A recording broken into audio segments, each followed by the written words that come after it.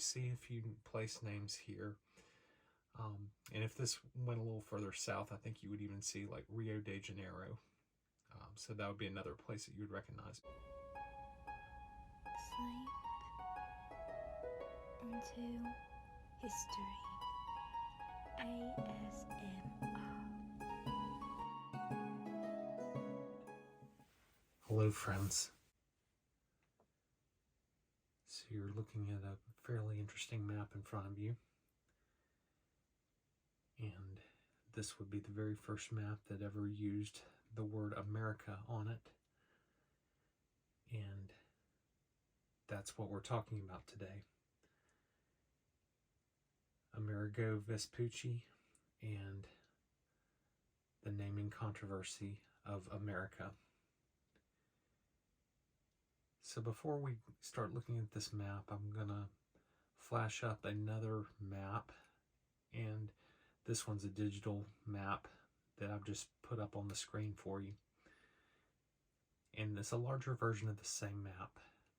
And what this was the very first map that identified the parts of North and South America that you're seeing. But interestingly enough, North America was not actually identified as America, but South America was. So that's an interesting footnote there. This map was created by a German map maker,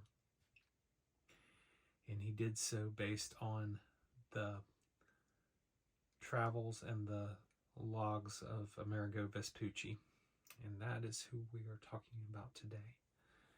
But before we get into some specifics on Amerigo and his voyages and his life, I want to point out a few things on this particular map of America, which this is actually going to be the South American continent. But you're going to see some names here. Here's a name, Puerto Real, which is a real place now. That is name is still being used today. You see a lot of Rio here and there, which indicates different rivers. And then right here, that is Latin, and it says Abbatia Omni Sanctorum, which means Bay of All Saints, which this bay right here is thus known today as the Bay of All Saints. So you see a few place names here. And if this went a little further south, I think you would even see like Rio de Janeiro. So that would be another place that you would recognize. But I'm going to get into a little bit more of this later in this map and why it is important. But in the meantime, I'm going to talk about Amerigo Vespucci's life and his upbringing and so forth, which is going to lead into his first voyage, which will be the map that I will be pointing out shortly. So a little background. Amerigo Vespucci was born in Florence, Italy in 1454. He was well educated and considered part of the elite Medici family, and was a neighbor of famous artist Botticelli. Due to some internal political strife within the Medici family, Amerigo's father was forced to seek refuge to become an ambassador to King Louis XI of France. Amerigo continued his education in France, and during that time he trained to be a businessman.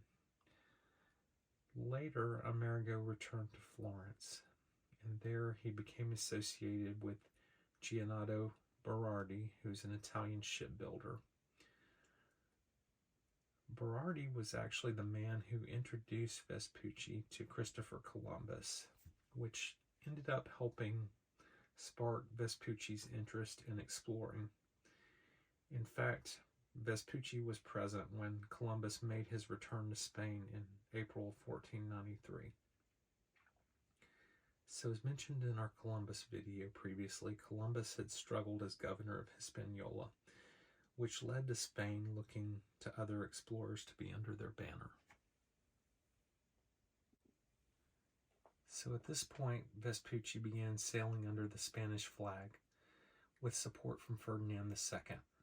There are not very solid sources on this particular voyage. There are two letters. One was written to Lorenzo di Pier Francesco de' Medici, which was dated June of 1500. The other was to Pier Soderini, who was a Florentine politician, which this letter was written in 1504. So this is what we can gather from these letters. The voyage supposedly took place between May 1497 and October 1498. Vespucci left with 3 Spanish ships and crossed over to Mexico and went along the coast here.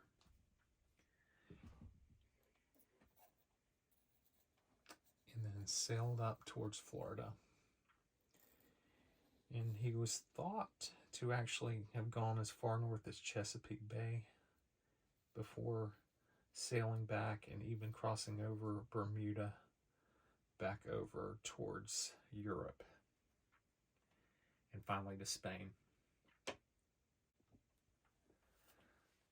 So if these letters are true, it would indicate that Amerigo Vespucci was the first man to explore mainland North America, as Columbus did not set foot in these areas until later. This, however, is highly disputed for some seemingly valid reasons.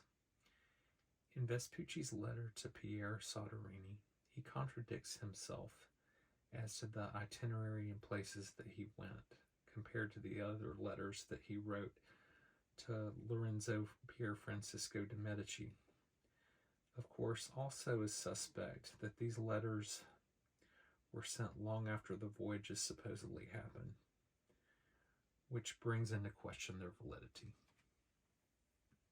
Bring into question their validity, there are some that believe the letters to be actual forgeries. So we're going to return to this discussion of Amerigo's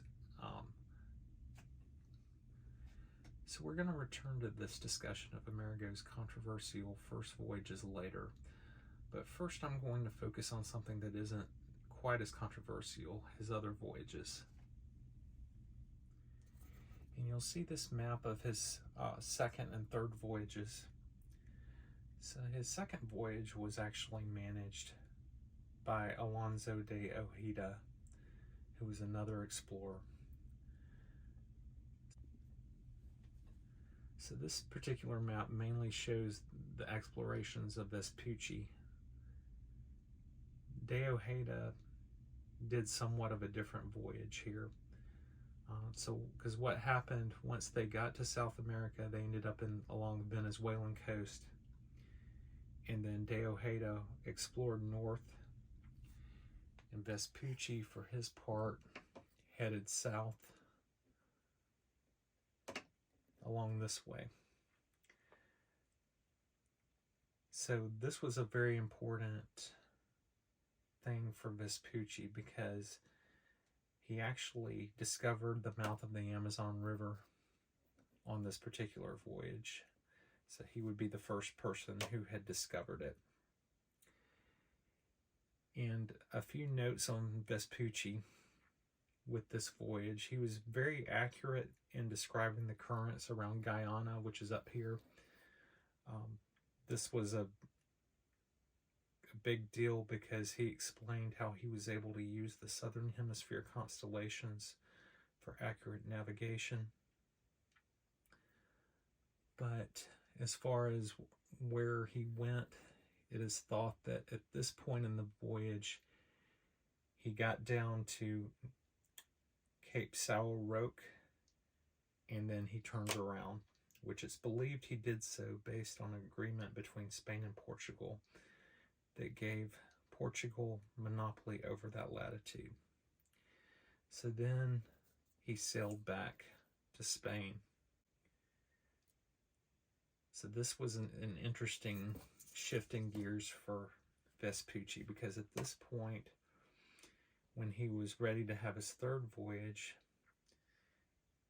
it seems that he switched to sailing for Spain to instead sailing for Portugal. And there's some speculation on why this would have happened, but some people believe that Vespucci knew that he couldn't sail under Spain's flag and discover more of the South American coast. He was able to sail further down by sailing under the Portuguese flag. So I'm going to go through this next voyage, which happened in 1501. So in 1501, it is thought that he sailed from Portugal down this particular path right here. And it's believed that on this particular voyage, he provided names of many places. And I'm going to kind of refer back to that last map that I looked at, where you saw all those different place names. This would be the voyage where a lot of those places were named. And a lot of those places, as I mentioned, are still named the same today as they were when Amerigo Vespucci named them, including that of Rio de Janeiro, which literally means January River. And of course, that's interesting too, because he discovered that in January. So this next part that I'm going to mention, you don't even really see on the map, because you see this voyage, he's heading south here, and then the map kind of cuts off right here. And there's a reason, because it's a very disputed part of the voyage, but supposedly Vespucci continued south because he was hoping to find the passage to Asia.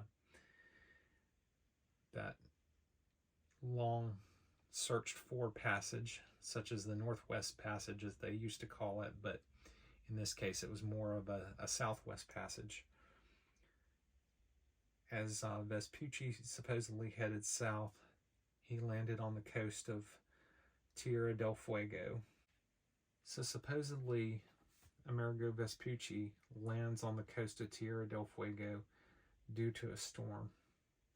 If this part was actually true, he was right near the Straits of Magellan, which would be discovered as the only passable route to the Pacific a couple of decades later by Ferdinand Magellan. But since the weather in the sea was very rough, Amerigo Vespucci decided to sail back towards the equator. So he backtracked along the same path and then sailed back up to Portugal.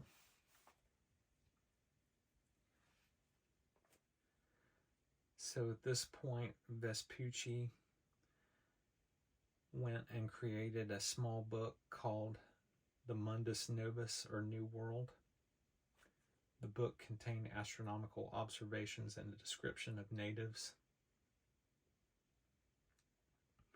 He also explained the process of calculating longitude, which to his credit was a big gain in navigation technology. Amerigo made a significant statement in the book, though, which would later lead to the continents actually being named after him. And I'm going to flash the statement up on the screen and then read it to you. On a former occasion, I wrote to you at some length concerning my return from those new regions which we found and explored with the fleet, and those we may rightly call a new world. In those southern parts I have found a continent more densely peopled and abounding in animals than are Europe or Asia or Africa. We knew that land to be a continent and not an island, both because it stretches forth in the form of a very long and unbending coast, and because it is replete with infinite inhabitants. Amerigo Vespucci, Mundus Novus, 1503.